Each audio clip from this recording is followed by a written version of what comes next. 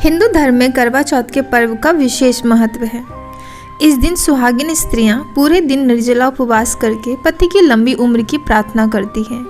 ऐसा माना जाता है कि जो स्त्री श्रद्धापूर्वक व्रत और उपवास करती है उसकी सभी मनोकामनाएं पूर्ण होने के साथ पति को दीर्घायु का वरदान भी मिलता है। दिन भर निर्जला व्रत रखने के बाद रात में चंद्रमा के दर्शन के पश्चात ही जल और अन्य ग्रहण करने का विधान है। करवा चौथ के दिन पूजन के कई नियमों में से एक इसकी कथा का पाठ करना भी है। मान्यता है कि जो भी स्त्री इस व्रत की कथा का पाठ करती है उसे सौभाग्य का वरदान प्राप्त होता है। तो चलिए अब हम आपको करवा चौथ के संपूर्ण कथा के बारे में बताते हैं। करवा चौथ व्रत कथा। एक समय की बात है, एक साहूकार के 7 पुत्र और एक पुत्री थी। पुत्री अपने भाइयों की इकलौती बहन थी। इस वजह से उसे सभी भाई बहुत प्रेम करते थे।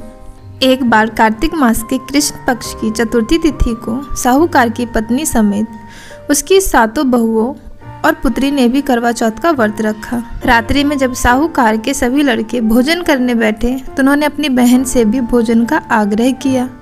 इस बात पर बहन ने कहा कि भैया आज करवा चौथ का व्रत उसने भी रखा है और चंद्रमा के दर्शन के पश्चात ही कुछ खा सकती है।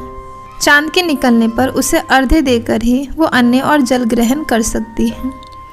साहूकार के बेटे अपनी बहन से बहुत प्रेम करते थे और उन्हें अपनी बहन का भूख से व्याकुल चेहरा देख बेहद दुख हुआ।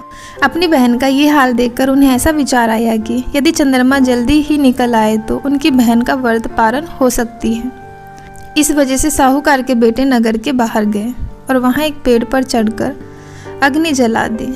घर वापस आकर उन्होंने अपनी बहन से कहा, देखो बहन, चंद्रमा निकल आया है, अब तुम अर्घ्य देकर भोजन ग्रहण कर सकती हो। साहूकार की बेटी ने अपनी भाभीयों से भी चंद्रमा के दर्शन करके व्रत खोलने को कहा, लेकिन उनकी भाभीयों ने इस बात से मना कर दिया और बताया कि अभी चांद नहीं निकला है।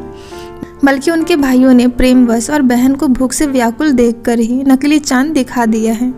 बहन ने भाइयों की बात को अनसुना कर दिया और अपने भाइयों की बात मानकर भाइयों द्वारा दिखाए गए नकली चांद को अर्घ्य देकर अन्न जल ग्रहण कर लिया। इस प्रकार बहन का करवा चौथ का व्रत भंग होने की वजह से भगवान श्री गणेश साहूकार की बेटी पर अप्रसन्न हो गए। गणेश जी की अप्रसन्नता के कारण उस लड़की का पति जल्दी ही बीमार हो गया और घर में बचा हुआ सारा धन उसकी बीमारी में व्यय हो गया। साहूकार की बेटी को जब अपने किए हुए दोषों का पता लगा तो उसे बहुत पश्चाताप हुआ। उसने गणेश जी से क्षमा प्रार्थना की और फिर से विधि पूर्वक चतुर्थी का व्रत शुरू कर दिया। उसने विधि से पूजा करके चंद्रमा को अर्घ्य देकर अपना उपवास पूरा किया और वहां उपस्थित सभी लोगों का आशीर्वाद ग्रहण किया। साहूकार की निश्चल भक्ति और श्रद्धा को देखकर भगवान गणेश जी उस पर प्रसन्न हो गए और उसके पति को जीवन दान दिया। साथ ही उसे सभी प्रकार के रोगों से मुक्ति करके धन संपत्ति और वैभव से युक्त कर दिया। अब हम बात करते हैं करवा चौथ व्रत का महत्व के बारे में। ऐसी मान्यता है कि करवा चौथ की पूजा तभी पूर्ण मानी जाती है जब पूजा के साथ इस कथा का पाठ किया जाता है। जो स्त्रियां करवा चौथ के दिन पूजन के साथ इस कथा का पाठ करती है और चंद्रमा को अर्घ्य देती है, करवा माता उनके पति को दीर्घायु देती है और साहूकार की बेटी की तरह उनके पति पर भी सदैव भगवान गणपति की कृपा बनी रहती है। करवा चौथ के दिन इस व्रत का एक कैलेंडर सामने रखकर करवा माता का ध्यान करते हुए यदि स्त्रियां इस कथा का पाठ करती हैं और दूसरों को भी कथा सुनाती है तो उनका सौभाग्य अखंड बना रहता है। तो उम्मीद करती हूँ कि आपको ये वीडियो पसंद आया हो। अगर ये वीडियो पसंद आया हो तो वीडियो को लाइक, चैनल को सब्सक्राइब और शेयर करना बिल्कुल ना भूलें। Thank you so much.